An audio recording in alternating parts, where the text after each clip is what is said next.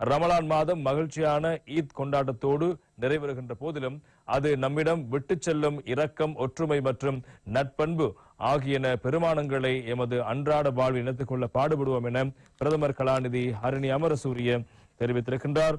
தனது ஈதுல் ஃபித்ர் நோன்பு பெருநாள் வாழ்த்து செய்தியில் அவர் மேலும் தெரிவிக்கின்ற போதும் இலங்கையிலும் உலகெங்கிலும் உள்ள முஸ்லிம் சகோதர சகோதரிகள் ஈதுல் ஃபித்ர் நோன்பு பெருநாளை கொண்டாடும் வேளையில் அமைதி, சுபீட்சம் மற்றும் ஆன்மீக ஈடேற்றத்துக்காக எனது மனமார்ந்த வாழ்த்துக்களை தெரிவித்துக் கொள்கின்றேன்.